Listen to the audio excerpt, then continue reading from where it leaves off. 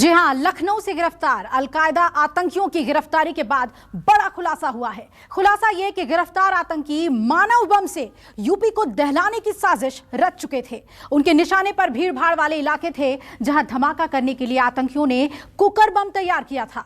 और cooker bomb बनाना internet के जरिए पाकिस्तान में बैठे हैंडलर ने आरोपियों को सिखाया था। अगर अलकायदा के मानव बम देश में फट जाते तो बड़ी तबाही मचा सकते थे। अब सवाल यह है कि ऐसे कितने मानव बम एक्टिवेटेड हैं? आतंकी साजिश कामयाब हो पाती, ये कोई धमाका करते, इससे पहले अलकायदा के ये दोनों आतंकी कानून की गिरफ्त में आ गए और यूपी एटीएस ने इन्हें गिरफ्तार कर लिया। सोमवार को एटीएस ने दोनों आतंकियों को अदालत में पेश किया, जहां अदालत ने दोनों को 14 दिन की रिमांड पर भेज दिया। जो कल लखनऊ से 2 आतंकी गिरफ्तार किए गए थे, उनको स्पेशल कोर्ट में ये देखिए लाया गया है। साथ ही साथ इन लोगों के पास से जो दस्तावेज मिले हैं वो काफी अहम है और ये भी बताना जरूरी है कि इनके पास ये भी जानना जरूरी है कि आतंकियों के पास से जो कागजात मिले हैं, जो डॉक्यूमेंट्स मिले हैं, उनकी और जानकारी के लिए, ज्यादा से ज्यादा जानकारी के लिए वो इनकी कस्टडी मांगेंगे। और कस्टडी मांगने के साथ साथ जो दिल्ली पुलिस की एक स्पेशल टीम आ रही है इनसे पूछताछ करने के लिए, जो मशीरुद्दीन है, जो 2 आतंकी हैं, उनके पास उनके तार अफगानिस्तान से भी जुड़े हुए हैं, बॉर्डर से भी जुड़े हुए हैं, तो उसकी जानकारी करने के लिए दिल्ली पुलिस की स्पेशल टीम भी इनसे पूछताछ करने आएगी। अब एटीएस के सामने ये जबान खोलेंगे तो हिंदुस्तान में अलकायदा का टेरर नेटवर्क ध्वस्त हो जाएगा। लेकिन अब तक जो जानकारी जांच एजेंसियों के हाथ लगी है, उसके मुताबिक इन आतंकियों का इरादा यूपी को दहलाने का था। इसके लिए उन्होंने बम फोड़ने के लिए ऐसी जगहों को चुना था जहां ज्यादा तादाद में लोगों का आना जाना होता है, यानी धमाका कुकर बम से भी किया जाए जो ज्यादा से ज्यादा जान माल का नुकसान पहुंचाए। ये हमारी स्पेशलाइज्ड संस्था है और एटीएस को लगातार इनपुट्स लेती भी है, खोजती भी है। तो ये इनपुट उनको कई दिनों पहले मिला था। कल 2 लोगों को इसलिए तत्काल गिरफ्तार करना पड़ा क्योंकि जब एटीएस को लगा कि ये कोई घटना को अंजाम दे सकते हैं, तो फिर बिना विलंब किए 2 लोगों को गिरफ्तार किया है।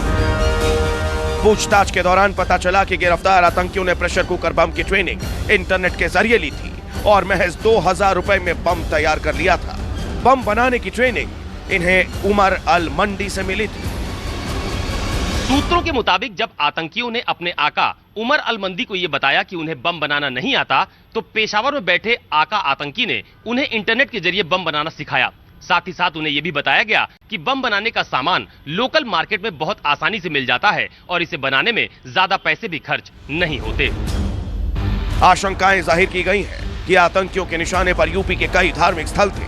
बताते हैं कि जब आतंकियों के ठिकानों पर एटीएस ने दबिश दी, तब विस्फोटक के साथ कुछ कागजात मिले थे जिनमें धार्मिक स्थलों के नक्शे होने की बात कही जा रही है, जहां आतंकी मौका मिलने पर विस्फोट करने की फिराक में थे। वाराणसी, मथुरा, अयोध्या और कानपुर वो शहर थे जिन्हें आतंकी निशाना बनाना चाहते थे। यहां मानव बम फोड़ने की साजिश थी, यानी आतंकी यहां फिदायीन हमला करना चाहते थे। इसी के लिए कुकर बम तैयार किया था।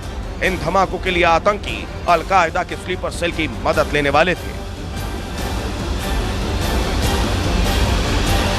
देखिए, सभी ऐसे आतंकवादी जो है दहशत फैलाने का काम करते हैं, इनके लिए इसलिए दहशतगर्द भी कहा जाता है।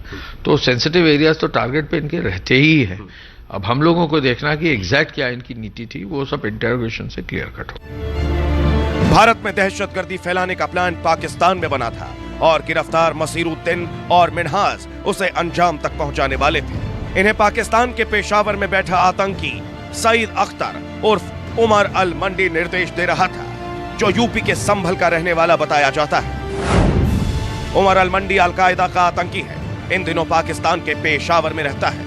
30 साल पहले संभल से पाकिस्तान भागा था। अलकायदा इंडियन सब कॉन्टिनेंट के लिए आतंकियों की भर्ती करता है, आतंकियों को बम बनाने की ट्रेनिंग देता है, आतंकियों को भारत में हमले के लिए उकसाता है। नसीम नाम का यह शख्स संभल का रहने वाला था और पेशावर में बैठे दहशतगर्द उमर अल मंडी भाई है। हालांकि 3 दशक से इसका मंडी से कोई संपर्क नहीं है, फिर भी वो अपने भाई की गतिविधियों से आहत है। बिल्कुल, हम तो हाथ जोड़ के यही कहेंगे, बिल्कुल गलत है। अपने देश में कोई ऐसी बात नहीं है। बेवकूफ़ों की बातों में आके और गलत सलत गतिविधियों में देश को नुकसान पहुंचा रहे हैं। हमें भी परेशानी होती है, घर वालों को उनके, हमारे लिए बहुत शर्म की बात है ये। और उसे भी आ जाना चाहिए, जहाँ भी है अपना कानून का सामना करें, जो भी है बात। अगर कुछ नहीं है तो भी है, और है तो उसकी सजा पा के अपना छुटकारा पा लें इससे।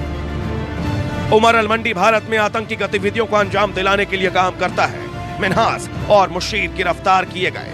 दोनों आतंकी इसी के संपर्क में थे। शक है कि संभल में कुछ संदिग्ध मौजूद हो सकते हैं। यही वजह है कि अब यूपी के संभल में भी संदिग्धों की तलाश की जा रही है। तो वहीं कानपुर में भी आतंकी संगठन से जुड़े कुछ लोगों के सक्रिय होने की खबर एटीएस को मिली है, जिसके बाद एटीएस की टीमें संभावित जगहों पर दबिश दे रही है।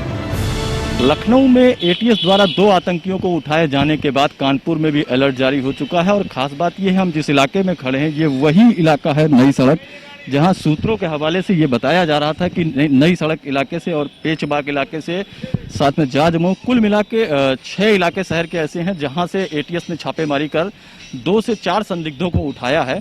और इस नई सड़क, क्योंकि जो सूत्रों के हवाले से खबर आ रही है, जो आतंकी लखनऊ में पकड़े गए हैं वो इस नई सड़क पर आए थे, अपने किसी दोस्त से उन्होंने मुलाकात की। मुलाकात के बाद यहीं से एक मोबाइल भी उन्होंने खरीदा है, जिसके जरिए वो एक दूसरे से कनेक्टिविटी बना के रखते थे। खास बात यह है कि इस नई सड़क इलाके को भी पूरी तरह से कॉर्डन ऑफ करके चेकिंग अभियान, जो सघन चेकिंग अभियान है, वो यहाँ भी चल रहा है।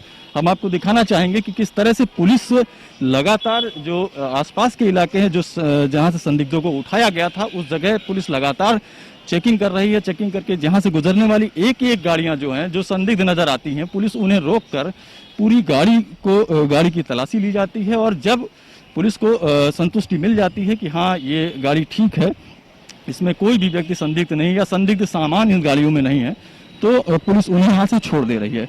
बहरहाल इस पूरे घटनाक्रम में जिस तरह से एटीएस ने देर रात छापेमारी कर कानपुर से 2 से 4 संदिग्धों को उठाया है, उसके बाद से पूरे कानपुर में अलर्ट जारी है और चौराहा पर पुलिस इसी तरह से लगातार सघन चेकिंग अभियान चला रही है। दूसरी तरफ एटीएस को गिरफ्तार आतंकियों की 14 दिन की रिमांड मिली है। इस दौरान एटीएस दोनों के पाकिस्तान से कनेक्शन और विदेशों से इन्हें मिलने वाले फंड की जांच करेगी। इसके अलावा इनके नेटवर्क में और कौन-कौन लोग शामिल हैं, कहां-कहां स्लीपर सेल सक्रिय है, उसका भी पता लगाया जाएगा। क्योंकि अब तक की जांच में सामने आया है कि एटीएस की दबिश से ठीक पहले कुछ लोग इस घर से निकल गए थे। इनमें एक शकील नाम का शख्स बताया जाता है। इसके अलावा कुछ कश्मीरी युवकों के लखनऊ आने और गिरफ्तार आतंकियों से मिलने के बारे में पता चला है। उनकी जानकारी भी एटीएस जुटा रही है। संभल से सद्दाम, लखनऊ से अशोक तिवारी के साथ मानस श्रीवास्तव, न्यूज़ 24। गिरफ्तार आतंकी DIY यानी डू इट योरसेल्फ मतलब खुद करो मॉड्यूल का हिस्सा थे, जिन्हें टेरर की ऑनलाइन ट्रेनिंग मिली थी। हालांकि वक्त रहते इन्हें गिरफ्तार कर लिया गया, लेकिन खतरा पूरी तरह से टला नहीं है, क्योंकि आतंकियों के निशाने पर धार्मिक स्थल थे। ऐसे में एजेंसियों को शक है कि आतंक के इस नेटवर्क के कुछ लोग अभी सक्रिय हो सकते हैं, जो साजिश को अंजाम दे सकते हैं। लिहाजा यूपी के संवेदनशील शहरों की सुरक्षा व्यवस्था और कड़ी कर दी गई है। साजिश कामयाब हो पाती, ये कोई धमाका करते, इससे पहले अलकायदा के ये दोनों आतंकी कानून की गिरफ्त में आ गए और यूपी एटीएस ने इन्हें गिरफ्तार कर लिया। सोमवार को एटीएस ने दोनों आतंकियों को अदालत में पेश किया, जहां अदालत ने दोनों को 14 दिन की रिमांड पर भेज दिया।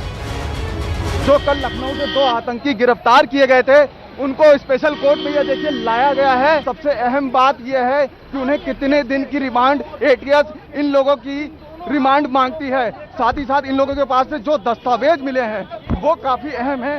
और ये भी बताना जरूरी है कि इनके पास, ये भी जानना जरूरी है कि आतंकियों के पास से जो कागजात मिले हैं, जो डॉक्यूमेंट्स मिले हैं, उनकी और जानकारी के लिए, ज्यादा से ज्यादा जानकारी के लिए वो इनकी कस्टडी मांगेंगे। और कस्टडी मांगने के साथ साथ जो दिल्ली पुलिस की एक स्पेशल टीम आ रही है इनसे पूछताछ करने के लिए, जो मशीरुद्दीन है, जो 2 आतंकी हैं, उनके पास उनके तार अफगानिस्तान से भी जुड़े हुए हैं, बॉर्डर से भी जुड़े हुए हैं, तो उसकी जानकारी करने के लिए दिल्ली पुलिस की स्पेशल टीम भी इनसे पूछताछ करने आएगी।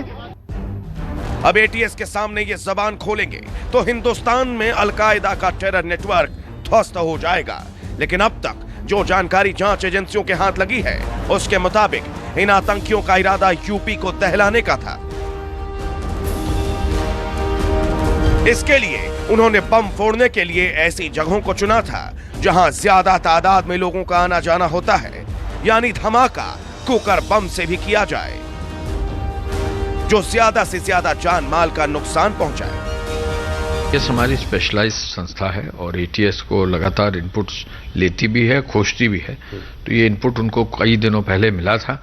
कल 2 लोगों को इसलिए तत्काल गिरफ्तार करना पड़ा क्योंकि जब एटीएस को लगा कि ये कोई घटना को अंजाम दे सकते हैं तो फिर बिना विलंब किए 2 लोगों को गिरफ्तार किया है।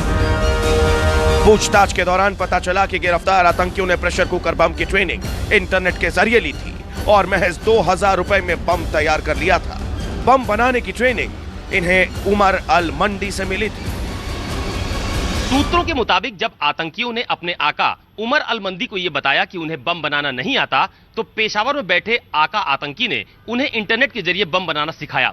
साथ ही साथ उन्हें यह भी बताया गया कि बम बनाने का सामान लोकल मार्केट में बहुत आसानी से मिल जाता है और इसे बनाने में ज्यादा पैसे भी खर्च नहीं होते। आशंकाएं जाहिर की गई हैं कि आतंकियों के निशाने पर यूपी के कई धार्मिक स्थल थे।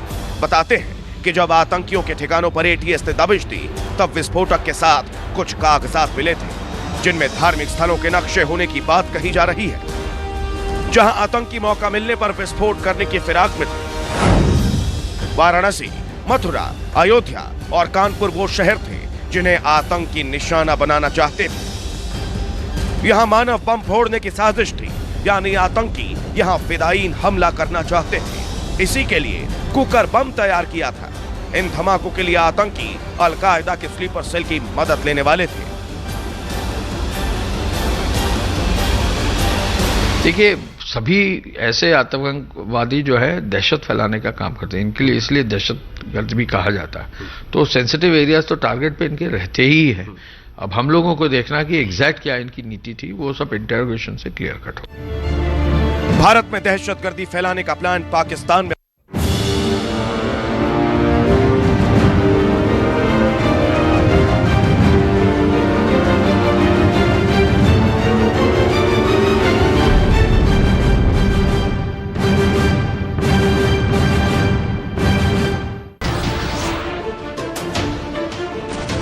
नमस्कार, मैं हूं मानक गुप्ता। अगर आपको हमारा ये वीडियो पसंद आया हो तो इसे लाइक और शेयर जरूर करें और हां, हमें सब्सक्राइब और फॉलो करना ना भूलें ताकि आप देश और दुनिया की कोई खबर मिस ना करें। तो जुड़े रहिए हमारे साथ और देखते रहिए न्यूज़ 24।